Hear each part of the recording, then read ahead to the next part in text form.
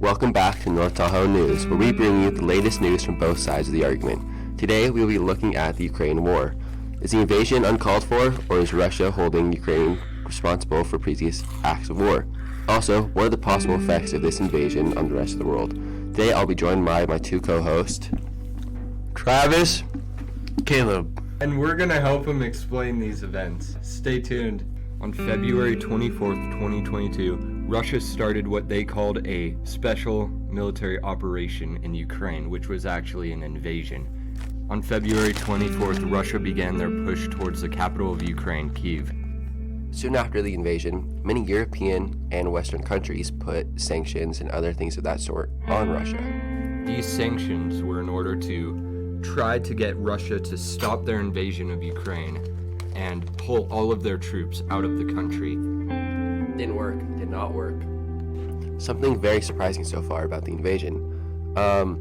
Russia is supposed to have one of the, if not behind maybe the United States, the strongest military in the world. And they've had little to no success against the Ukrainians, a very small and honestly a poor country.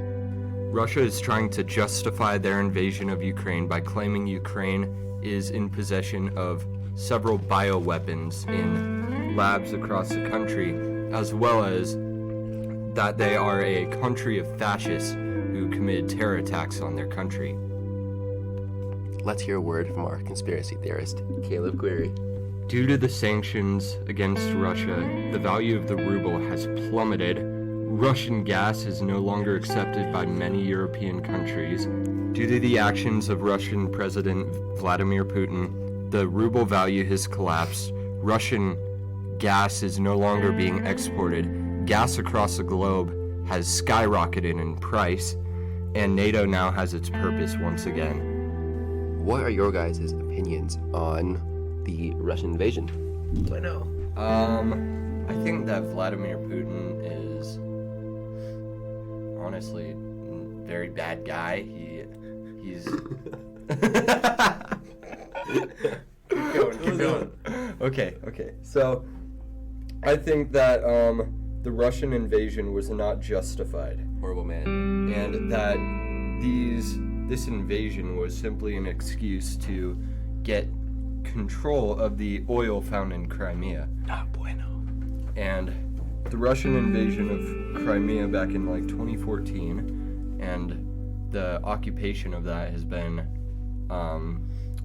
sort of stifled by the Ukrainian efforts to sort of rejoin with Crimea. And I think what Russia is trying to do is they're trying to get control of the natural gas in the area, as well as provide their country with a more strategic advantage, as Ukraine is sort of a block between the forces of Europe and Moscow if there ever was another invasion. Because as was shown in the Second World War, getting across the eastern front of Russia is quite easy. But why Ukraine isn't part of their country? Why is Russia struggling so much with their invasion? Yeah, I believe that they underestimated the Ukrainian military forces, and they are also using outdated Cold War era equipment in some cases, as many of their tanks are not upgraded, and a lot of their infantry have never seen combat before. But think about the Ukrainians. Many people fighting for Ukraine are civilians like you and me, who pick up a rifle and go out to war. Yeah, they are, but they have a home field advantage. That's It's true. like the Americans trying to fight the Indians back in the 17th century. Or 19th century. The Indians have a home field advantage, and they know the land, they know the territory and where they can hide, how they can create weapons, and also if Russia uses stronger military equipment such as missiles or bombs, NATO may engage World War III, a war with Russia, which inevitably would most likely end in 'a third world war. But ultimately, Russia is not going to win this war. They have the military, they have the equipment, they have the weapons, and they have the resources. But ultimately, Russia is not going to win this war. They have the military, they have the equipment, they have the weapons, and they have the resources. Anyways, how has the United States helped Ukraine? Have they shipped anything out yet? Have they helped them out, or is it all Ukraine for the moment?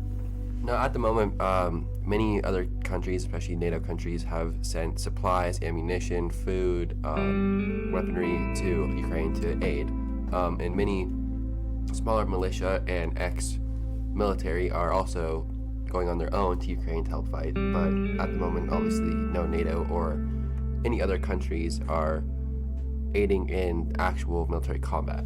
Yeah. So you're saying there's no United States civilians in Ukraine at the moment? There are civilians there, but there's no military operation that any other country, especially the United States, hasn't, and likely, unless Russia threatens any NATO countries, they will continue to be that way. And I think it's a matter of more so when Russia takes Ukraine over, because kind of Ukraine is able to hold itself out, but at the end of the day, Russia is the stronger and they have more troops, and at the end they'll be able to win this war no matter what. But if Ukraine can hold themselves out long enough to where Russia sees it as they're losing too much, maybe they'll try to reason with them and it can be handled politically instead of through war. Yeah. And how's it looking right now? Is Russia in the lead, or is Ukraine pushing ahead? Well, currently Ukraine is having a major victory against Russia, supposedly. A lot of the Ukrainian propaganda has made it to Western news channels because that's who we're backing in this war. I think that the Ukrainians are struggling to keep the Russians back, but are also, the Russians are not moving quite as quickly as expected in taking over Kyiv. And I believe that Russia will win this war regardless, as they will not accept defeat against Ukraine. They're simply going to start using missiles and bombing cities, They've already been doing that. No, they haven't. The Missiles they've been using are very small compared to their arsenal. But they're not going to use. They did say recently one of the city's spokespersons in Russia said that they will only use nuclear weapons or any stronger like extremely powerful nuclear if their very existence is threatened. So if NATO threatens Russia, then Russia could potentially use nuclear weapons. But at the moment, I don't think, unless that happens, that Russia will try to go into an all-out warfare, because that's stupid, because that'd be the end of them, that'd be the end of potentially everything we know. Yeah. However, Russia does have a lot of very high-yield missiles and weapons that they are not using. These weapons are not nuclear, but they are very explosive compared to the ones we're seeing being used in Ukraine right now. The ones they're using in Ukraine right now are meant for precision strikes to take out buildings and overall kind of flush out civilian or neighborhoods, areas such as that. And I think that they are not using the full potential of their military at the moment. That's fairly obvious. However, to the claim of war crimes by Ukraine, I think that the Russians are not actually intending to commit war crimes intentionally. I think that civilians are just getting caught in the crossfire, as they do in every war, and as they did in our war against Iraq, Afghanistan. Many civilians were caught in the crossfire in our wars, and we never reported on them. And there are videos of helicopters gunning down about 20 civilians, and there was little to no response from our media in that situation. So I don't think it's really safe to go calling out Russia for committing war crimes when we've done the same. They have been targeting an apartment building. They targeted a maternity for pregnant women and a museum.